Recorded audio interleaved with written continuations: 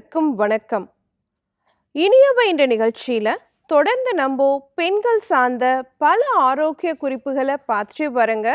அந்த வகையில இன்னைக்கு நம்ம சொல்லக்கூடியது கல்லீரலுடைய ஆரோக்கியத்தை பாதுகாக்கக்கூடிய ஒரு 5 வழிமுறைகள் என்ன, கூடவே கல்லீரல் கழிவுகளை வெளியேற்றக்கூடிய ஒரு பானம் என்ன, அதை பற்றி தான் இன்னைக்கு நிகழ்ச்சியில் நம்ம பார்க்க போகிறோம். நான் doctor M S. Ushanandini, Siddha physician, lotus women care hospital, இந்தியாவின் முதல் பெண்களுக்கான PCOS சித்த மருத்துவமனை, கோயம்புத்தூர், பெங்களூர் மற்றும் சென்னை.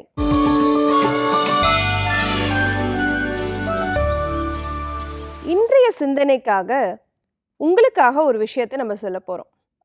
மறந்து போன மரபும் துழைந்து போன ஆரோக்கியமும் அப்படிங்கிற தலைப்பில் இன்னைக்கு உங்களுடைய சிந்தனைக்காக ஒரு சின்ன விஷயம்.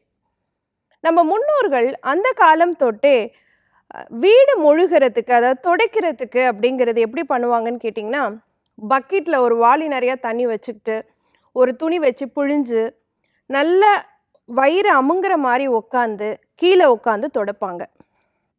கரெக்டாக யோசித்தோம்னா ரைட் லெஃப்ட்னு லெக்கை மாற்றி மாற்றி துடைச்சிட்டே இருப்பாங்க. அதை தான் இன்றைக்கி நம்ம டக் வாக், கேட் வாக் அப்படின்னு சொல்லிகிட்ருக்கோம். இன்றைக்கி நம்ம மாப் யூஸ் பண்ணும் பொழுது இந்த விஷயங்களை தவற விட்டுட்டோம். அந்த முன்னோர்கள் செய்த அந்த காரியம் நம்ம உட்காந்து கீழே உட்காந்து தரையை முழுகும் பொழுது நம்ம வயிறு, இடுப்பு பகுதி, கர்ப்பப்பை பகுதிக்கு ஒரு மசாஜ் கொடுத்துச்சு. அது இர்ரெகுலர் பீரியட்ஸை சரி பண்ணக்கூடிய வாய்ப்பாகவும் கருப்பையோடைய ஆரோக்கியத்தை பேணி காக்க விஷயமாகவும் இருந்தது. ஸோ அதை நம்ம மறந்துட்டோமா, அதனால் நம்ம ஆரோக்கியம் கெட்டுச்சா அப்படிங்கிறத யோசிச்சுக்கோங்க. இன்றைக்கி நம்ம பார்க்கக்கூடிய விஷயம் கல்லீரலுடைய ஆரோக்கியத்தை பற்றின ஒரு 5 வழிகள். கல்லீரல் தான் நம்ம உடலை பாதுகாக்கக்கூடிய ஒரு ராஜ உறுப்பு. எப்படி தெரியுங்களா? உங்கள் மூளை நல்லா இயங்கணும்னா அதுக்காக தேவையான எல்லா நியூரோ டிரான்ஸ்மிட்டர்ஸையும் ப்ராப்பராக அந்த நரம்பு கடத்திகள் எல்லாம் அலைன் பண்ணி கொண்டு வர வேலையை கல்லீரல் செய்யுது.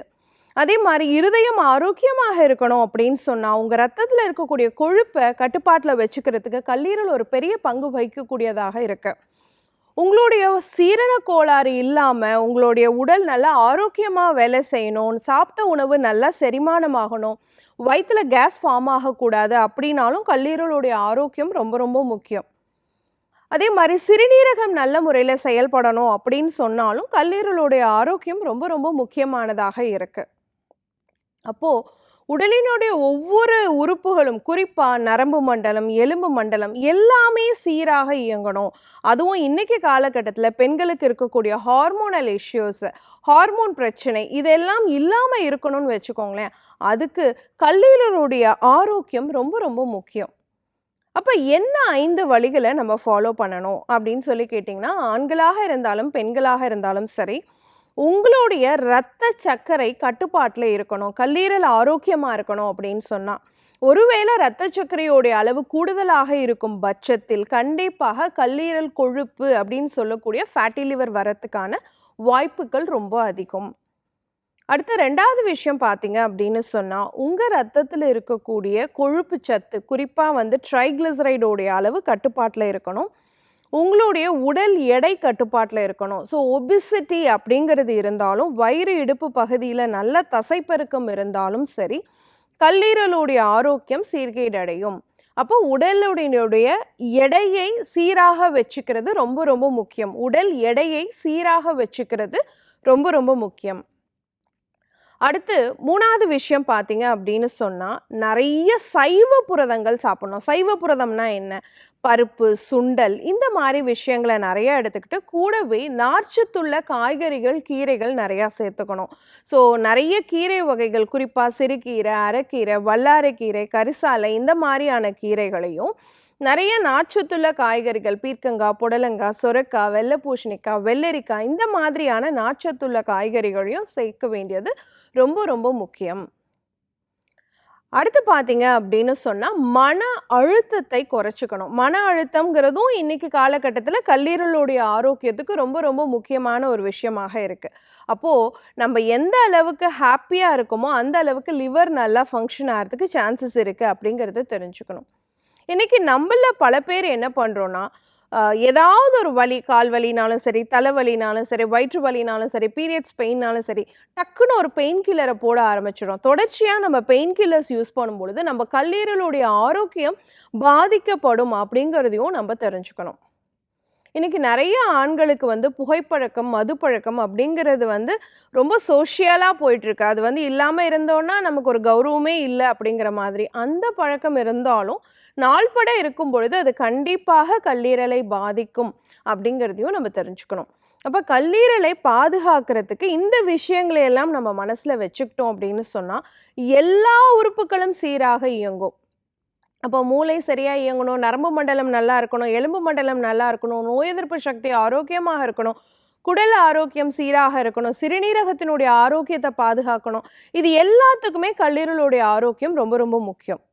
அப்போ கல்லீரல்ல இருக்கக்கூடிய கழிவை நம்ம செய்யக்கூடிய விஷயங்கள்னால கழிவுகள் அதிகமாக சேரும் பட்சத்தில் அதை வெளியேற்றுவதற்கு என்ன மாதிரியான பானம் நீங்க எடுத்துக்கணும் அப்படின்னு சொல்லி பார்த்தீங்கன்னா, நம்ம சொல்றது வந்து சுரைக்காய். நார்மலா நீங்க சுரைக்காய் வாங்கி கட் பண்ணும்போது இப்ப நீட்ட சுரைக்காய், அந்த காலத்துல குண்டு சுரைக்காய் இருக்கும். அது ரொம்ப நல்லது. ஆனா இன்னைக்கு அது கிடைக்க மாட்டேங்குது.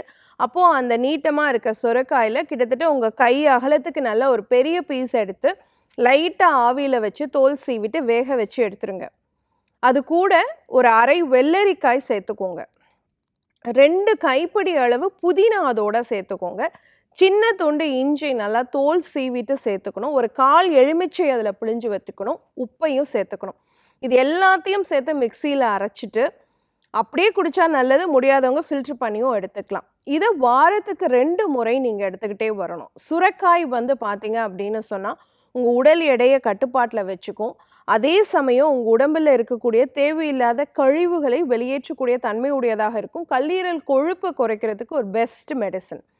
2வது விஷயம் பார்த்தீங்கன்னா, வெள்ளரிக்காய். வெள்ளரிக்காய் வந்து உடல் முழுவதும் ஹார்மோனல் டாக்ஸினா இருந்தாலும் சரி, இல்ல உங்க உடல்ல இருக்க கொழுப்பு சம்மந்தமானதா இருந்தாலும் சரி, ரத்த சர்க்கரையோட அளவு கூடுதலா இருந்தாலும் சரி, எல்லாத்தையுமே குறைக்கக்கூடிய தன்மை வந்து வெள்ளரிக்காய்க்கு வந்து இருக்கு.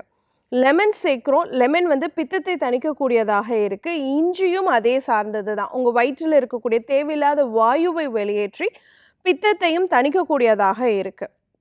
அது கூட புதினா சேர்க்கிறோம். புதினா அத்துணை உயிர் சத்துக்களும் நிறைந்தது. குறிப்பா கால்சியம் சத்து நிறைந்தது. இது உறுப்புக்களை ஆரோக்கியமாக இயங்க வைக்கிறதுக்கு சப்போர்ட்டிவா இருக்கும்.